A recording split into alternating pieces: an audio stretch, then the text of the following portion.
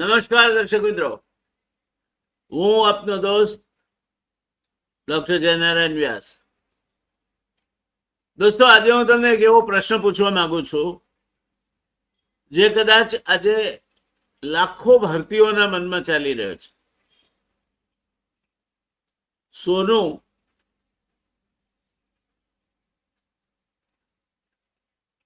Record ઊંચાઈએ પહોંચી ગયું છે. હજુ એના ભાવ આગળ વધશે. કોઈ કે છે ભાવ તૂટી જશે, કોઈ કે છે આજે નહીં ખરીદો તો જીવન ભર પસ્તાશો, તો કોઈ સલાહ આપે છે આટલા ઊંચા ભાવમાં સોનું ખરીદવું એટલે પોતાની બચત જોખમમાં મૂકવી. સાચું શું આમાંથી મારે સમજવું શું? હું એક મધ્યમ વર્ગનો રોકાણકાર છું. પરસેવાના પૈસા છે, મારે હાલ એનું રોકાણ કરવું છે જેથી વખત આવે દીકરાને ભણાવવા કે દીકરીને પરણાવવા માટે કામમાં આવી શકે. શું કરવું મારે? સાચું શું છે? શું આજે સોનું ખરીદવાનો સમય છે? શું જેની પાસે સોનું છે તેને વેચીને નફો ગાંઠે બાંધી લેવો જોઈએ, કે પછી સમજદારી ભર્યો નિર્ણય છે થોભો અને રાજવો?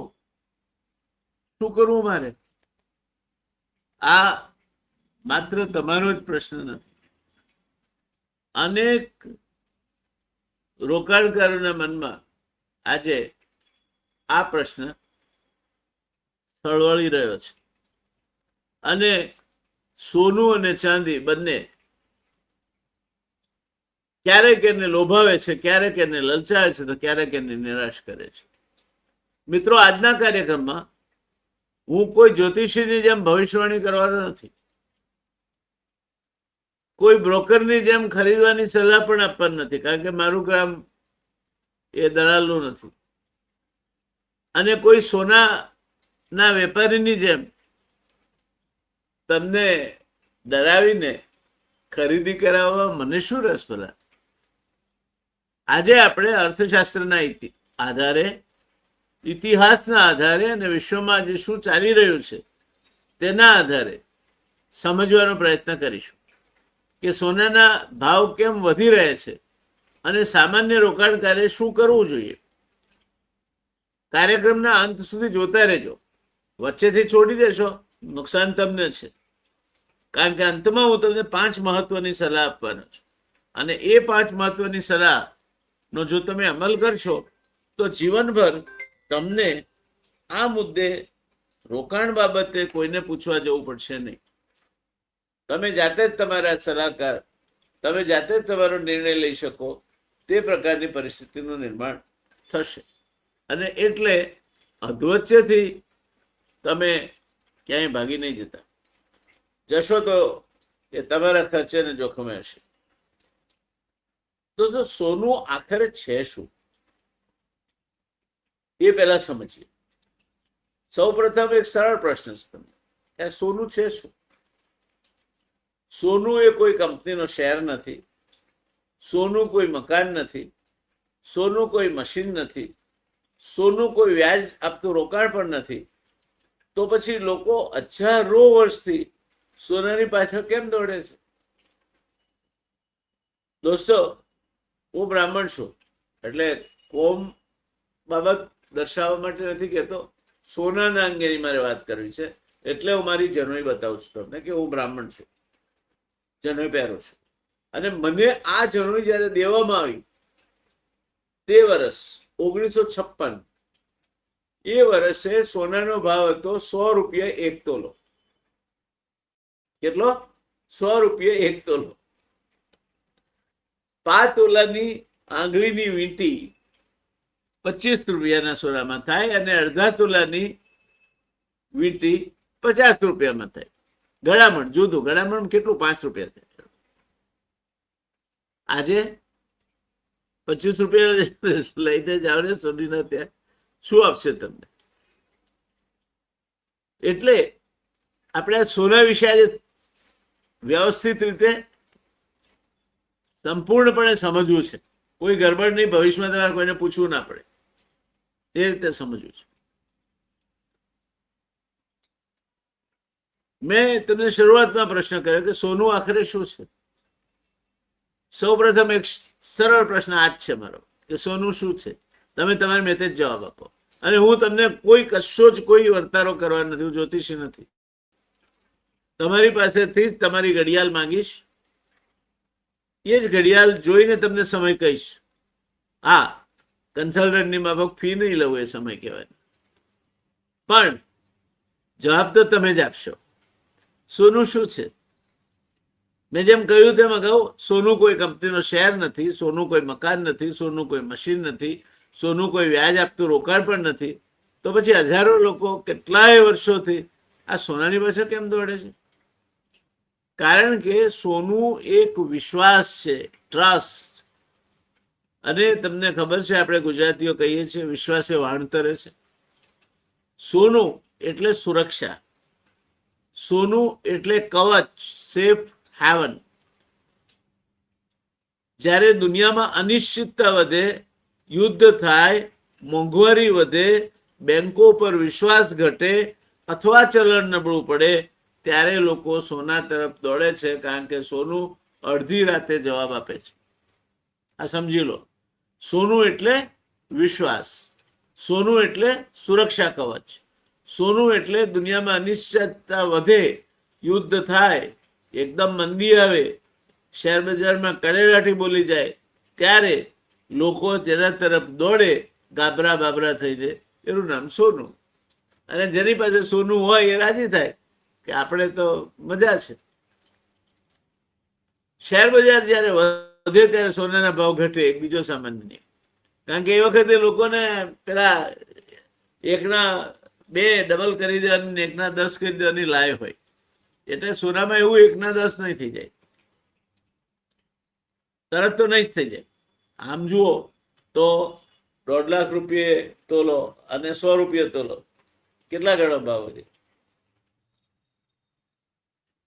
ગણી જુઓ, 1500 ગણો ભાવ વધે. વધે ને? એ સોનાની કરાર પણ કેટલા વર્ષે વધે? એ વખતે હું 7 વર્ષનો હતો, આજે હું 80 વર્ષનો છું. 73 વર્ષે 1500 ગણો ભાવ વધ્યો. ધીરજ જો હોય તમારામાં તો 73 વર્ષે 1500 ગણો ભાવ વધારો આપે એવું કયું અસેટ છે? હા, કેટલાક શેરમાં તમને મળી શકે, પણ શેર એ તમને જોખમ સામે વળતર આપે છે. સોનું કોઈ પણ પ્રકારના જોખમ વગર વળતર આપે છે.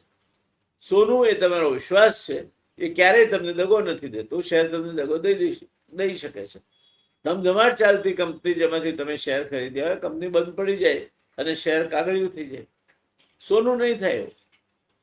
એટલે જ સોનાને ઘણી વખત કહેવામાં આવે છે કે gold is the currency of fear.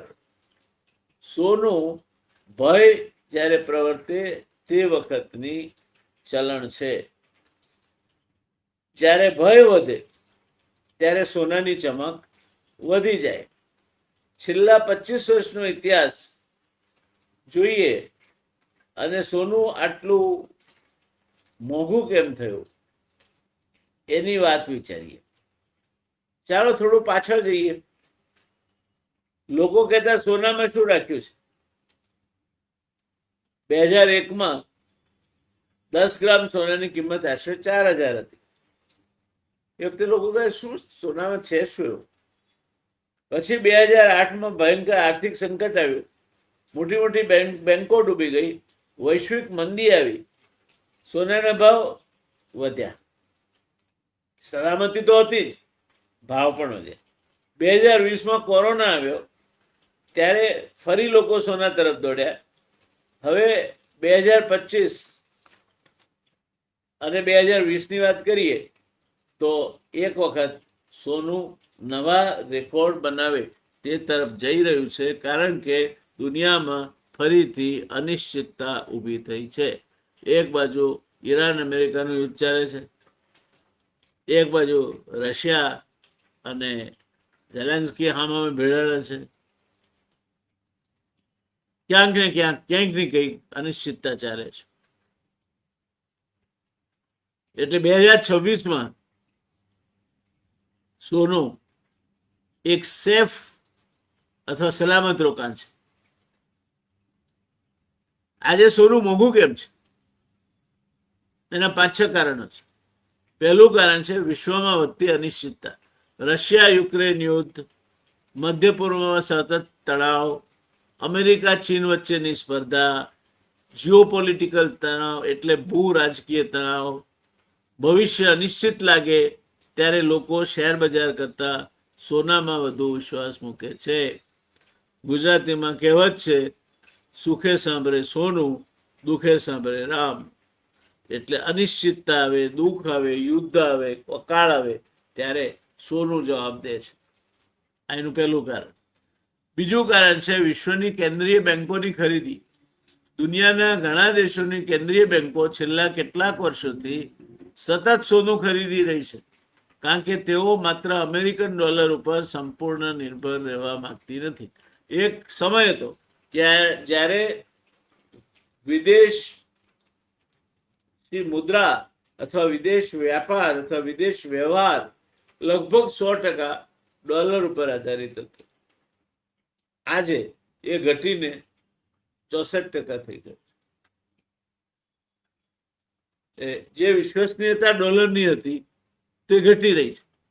એટલે જે આપણે જેમ રિઝર્વ બેંક ઓફ ઇન્ડિયા છે, અમેરિકામાં ફેડરલ રિઝર્વ છે, એ રીતે દરેક દેશની કેન્દ્રીય બેંક સોનું ખરીદે છે. અમેરિકાની ફેડરલ રિઝર્વ અને વ્યાજદર, જ્યારે અમેરિકામાં વ્યાજદર ઊંચા હોય ત્યારે લોકો બોન્ડ ખરીદે, કારણ કે એમાંથી વધારે વળતર મળે. સોનું કોઈ વ્યાજ ના આપે, પરંતુ જ્યારે બજાર માને કે વ્યાજદર ઘટશે ત્યારે ફટાક દેતા પેલા બોન્ડ વેચી મારે, કારણ કે સોનાના ભાવ વધવા લાગે એટલે સોનામાં એ વખતે રોકાણ કર્યું હોય તો વ્યાજ કરતા વધારે મળી રહે. આ ત્રીજું કારણ. ચોથું કારણ છે અમેરિકન ડોલર અને મોંઘવારી. જો ડોલર નબળો પડે તો સોનું ખરીદવું સરળ બને છે અને માંગ વધે છે. તેમજ મોંઘવારીના કારણે ચલણની ખરીદ શક્તિ કરતા લોકો સોના તરફ વળે છે. આજે આપણો રૂપિયો, પહેલા જ્યારે મનમોહનસિંહે સરકાર પૂરી કરી એમની, ત્યારે 64 રૂપિયા હતા $1 બરાબર. અત્યારે $1 બરાબર 96 રૂપિયા છે. એટલે આપણું ચલણ નબળું પડ્યું છે. એટલે આયાત મોંઘી થાય ત્યારે સોનું એમને મેં તમારું મોંઘું થઈ જાય, કારણ કે હવે આયાત કરો સોનાની તમે, તો હવે તો સરકારે એના ઉપર પછી આયાત જકાત નાખી છે, તો સોનું કેટલું મોંઘું થઈ ગયું, એટલે ભાવ વધી ગયા તમારે સોનાના. અને પાંચમું, બ્રિક્સ અને ડીડોલરાઇઝેશન. બ્રિક્સના જે દેશો છે અને બીજા કેટલાક દેશો છે હવે ડોલરમાંથી મુક્ત થવા માંગે છે.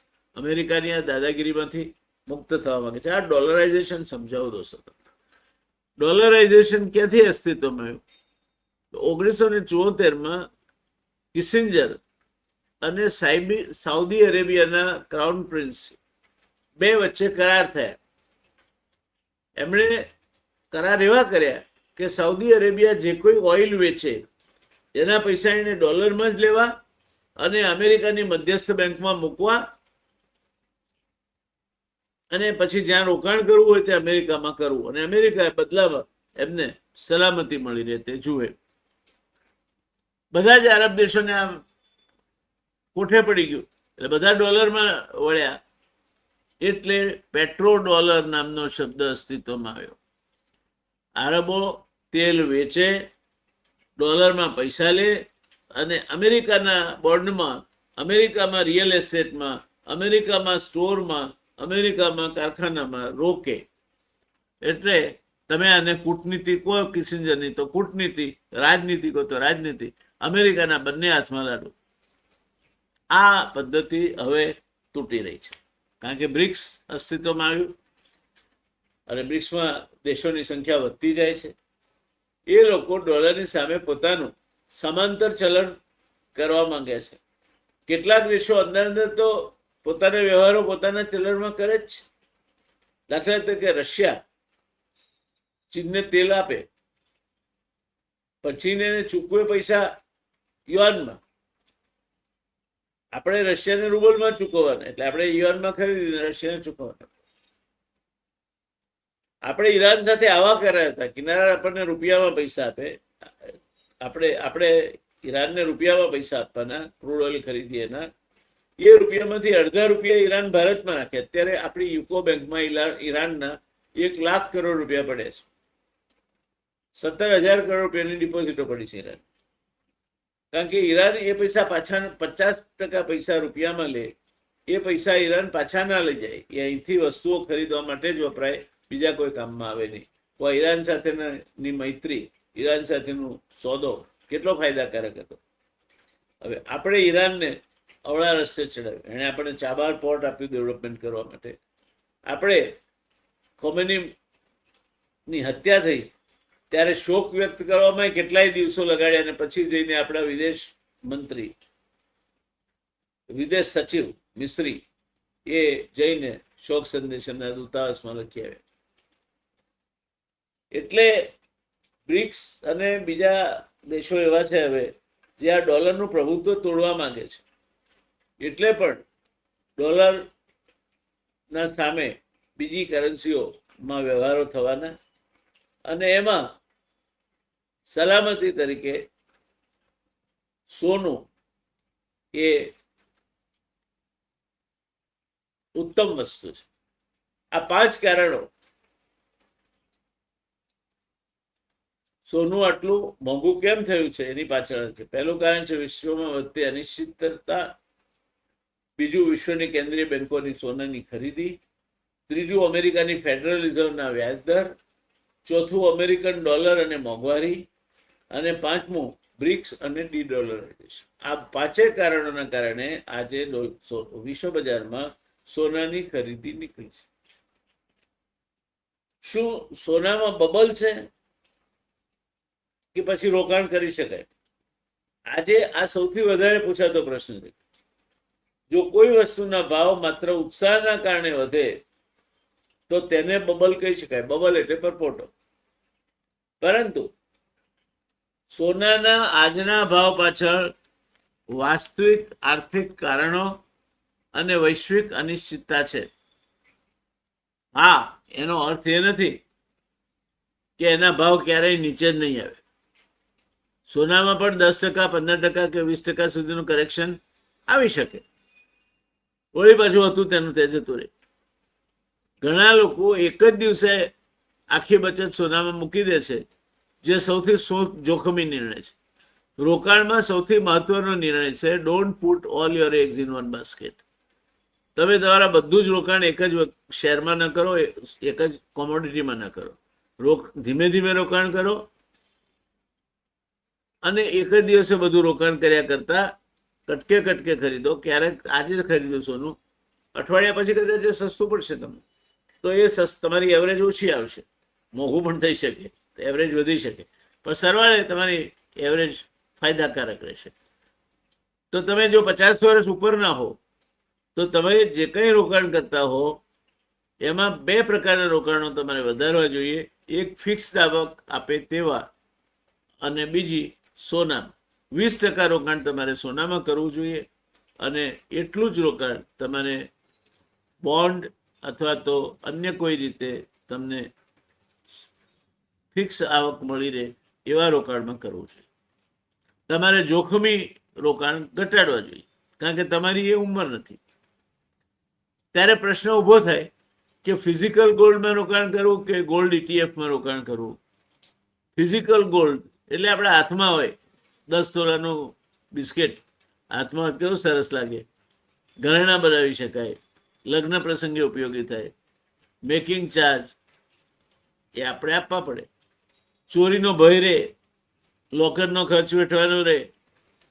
આ તૈયારી હોય તો હાથમાં રહે સોનું, એના જેવું ઉત્તમ નહીં. હાથ પડ્યું હથિયાર, હાથ વગવું હથિયાર. એટલે તો પછી સોનું ફિઝિકલ ફોર્મમાં રાખવું. ETF એટલે શુદ્ધતાની ચિંતા નહીં, લોકરની જરૂર નહીં, ખરીદી સરળ અને વેચાણ પણ સરળ, પરંતુ એ માટે ડીમેટ એકાઉન્ટ જરૂરી, અને ઘરેણાં બનાવી શકાય નહીં. એના રોકાણ માટે ETF વધુ અનુકૂળ છે, અને ઘરેણાં જો ગણાવવા હોય તો ફિઝિકલ ગોલ્ડ વધુ અનુકૂળ છે. જૂનું સોનું વેચી દેવું જોઈએ કે નહીં એવો પ્રશ્ન કેટલાક લોકો કરે છે. જો પૈસાની જરૂર હોય અથવા પોર્ટફોલિયો અસંતુલિત થઈ ગયો હોય તો વેચી શકાય, પરંતુ માત્ર ભાવ વધી ગયા એટલે આજે વેચી દેશો તો મારો એક સિદ્ધાંત દોસ્તો યાદ રાખજો, તમે જે ભાવે સોનું વેચશો 10 વર્ષ પછી એ ભાવે, અરે 5 વર્ષ, 10 વર્ષ જવા દો, 5 વર્ષ પછી એ જ ભાવે સોનું પાછું ખરીદી નહીં શકો, તમારી પાસે ગમે તેટલા રૂપિયા આવે તો. એટલે સોનું વેચતા પહેલા 100 વાર વિચાર કરજો. 2030 સુધી સોનાનું ભવિષ્ય શું છે? હાલના વૈશ્વિક પ્રવાહો જોતા કેન્દ્રીય બેંકો સોનું ખરીદતી રહેશે. ભારતની રિઝર્વ બેંક તો ખરીદશે. જીઓપોલિટિકલ અનિશ્ચિતતા જળવાઈ રહેશે. ડોલરના વિકલ્પો શોધવાના પ્રયત્નો ચાલુ રહેશે. અને ભારત, ચીન જેવા દેશોમાં સાંસ્કૃતિક માંગ, સોનું આપણે લગ્ન વખતે આપવાનું હોય, ઘરેણા બહેનો ગળાવે, એ ચાલુ રહેશે. એટલે લાંબા ગાળે સોના માટે સકારાત્મક વાતાવરણ રહેવાની પૂરી સંભાવના છે. જો કે વચ્ચે ચડાવ ઉતાર આવે એટલે ગભરાઈ નહીં જવાનું, અને મારી સલાહ લેતા હો તો તમે ચોક્કસ આજે સોનું ખરીદી શકો. એ તમારે લાંબા ગાળાના રોકાણ માટે રાખવાનું હોય તો. વચ્ચે ચડાવ ઉતાર આવશે, એની બહુ ચિંતા નહીં કરવાની. સરવાળે 5 વર્ષ કે 10 વર્ષનો ગાળો લો તમે, તો તમે સોનામાંથી સલામતી મળશે, વિશ્વસનીયતા મળશે, વિશ્વાસ મળશે, અને એનું વળતર પણ સારું મળશે. મારી 5 મહત્વની સલાહ છે દોસ્તો આ બાબત. સલાહ નંબર 1, ભાવ જોઈને નહીં પણ યોજના બનાવીને રોકાણ કરો. ભાવ નીચા છે ને ઊંચા છે તો સોનાના ભાવ ઊંચા જ જવાના લાંબા ગાળે.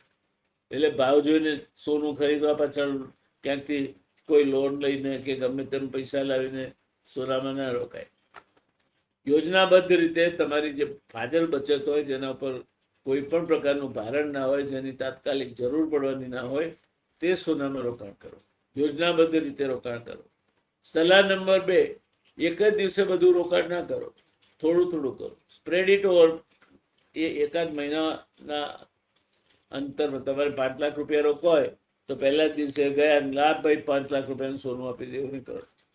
પહેલા દિવસે લાખ રૂપિયા લો, વળી 50,000નો, વચ્ચે 50,000નો, વળી પાછું લાખનો લો. એમ કરતાં કરતાં 15 દિવસે મહિને તમે 5 લાખનું સોનું લઈ શકો. સલાહ નંબર 3, ઘરેણાં અને રોકાણને ક્યારેય એક સરખું ના માનો. લગ્ન માટે ખરીદેલું સોનું અને રોકાણ બંને અલગ બાબત છે.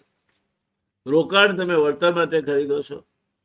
લગ્ન માટે ખરીદેલું સોનું એ સામાજિક જરૂરિયાત છે, એના ઉપર જુગાર ના કરાય. એ ફિઝિકલ ફોર્મમાં જ જોઈએ તમે. સલાહ નંબર 4, તમામ બચત સોનામાં ક્યારેય ના મૂકશો. વિવિધ પ્રકારની સંપત્તિમાં રોકાણ કરો.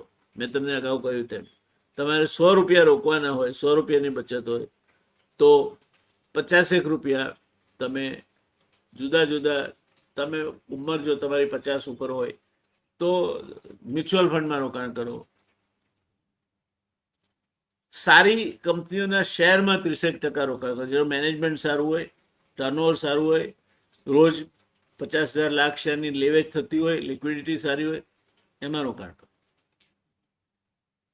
અને 20% સોનામાં રોકાણ કરો. એટલે બધું જ રોકાણ, તમામ બચત સોનામાં ક્યારેય ના મૂકો. વિવિધ પ્રકારની સંપત્તિમાં રોકાણ કરો. અને સલાહ નંબર 5, સૌથી મહત્વની વાત, સોનાથી પણ મોટું રોકાણ છે જ્ઞાન. સોનાના ભાવ ઘટી વધી શકે છે, જ્ઞાનનું મૂલ્ય ક્યારેય વધતું ઘટતું નથી. સફળ રોકાણકાર એ નથી જે દરેક વખતે સાચો ભાવ પકડી લે, પણ સફળ રોકાણકાર એ છે જે ભાવનાઓથી નહીં, સમજણથી નિર્ણય લે. લાલચ અને ભયથી દૂર રહીને વિચારપૂર્વક રોકાણ કરો. લાંબા ગાળાનો દ્રષ્ટિકોણ રાખો અને પોતાના પૈસાનું રોકાણ કરો. વ્યાજે પૈસા લઈને ક્યારેય શેર અથવા કોઈ પણ પ્રકારની અસ્કયામતમાં રોકાણ કરવું જોખમી છે. આ મકાન ઉપર લોન લઈ શકો. કંઈક અંશે હું સોનાને પણ સલામત લોન લઈને ખરીદી શકાય, જો તમારી પાસે પૈસા આવવાના હોય તો. નહીં તો એવું ના થાય કે લોનનું વ્યાજ જ સોનાની કિંમત બરાબર થઈ જાય. એટલે રોકાણ પોતાનું છે એમ સમજીને અનુકૂળતાપૂર્વક, વ્યૂહાત્મકતા, વિચારપૂર્વક, સમજપૂર્વક રોકાણ કરો તો સોનું તમારા રોકાણ માટેનો એક સારો ઉમેદવાર છે એમ સમજી લો. સોનું એકમાત્ર ઉમેદવાર છે એવું ક્યારેય ન માનો. સોનું તમારા રોકાણ માટેનો એક સારો ઉમેદવાર છે.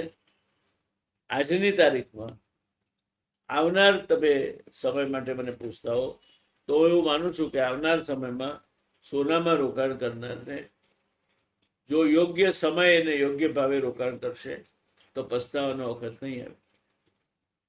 માટે સોનું, સોના હી તો સોના હૈ, સોને જૈસા તેરા નામ. સોનામાં રોકાણ કરો એમાં કોઈ જ વાંધો નથી, પણ સોનું ફિક્સ થઈ જાય છે રોકાણ, એટલો ખ્યાલ રાખો. પછી તમારે 2 મહિના 3 મહિને જરૂર પડવાની હોય રોકાણની, અને પછી તમે એ વખતે સોનું વેચવા જાઓ તો મન તો મળ્યું કાંઈ નહીં, ઉલટાની ખોટ ગઈ તો ખોટ જશે.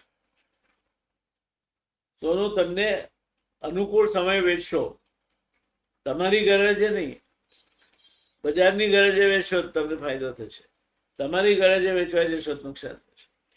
આટલો હંમેશા ખ્યાલ રાખો. તો સોના વિશે બસ આટલું જ દોસ્તો.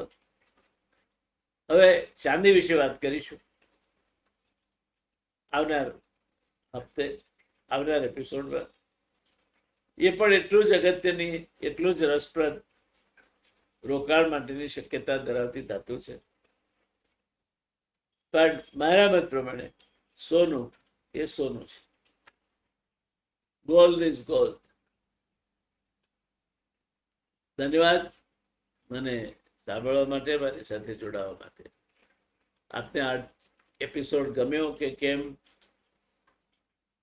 આપના સૂચનો શું છે એક કમેન્ટમાં લખશો તો આનંદ થશે. ધન્યવાદ. આવજો.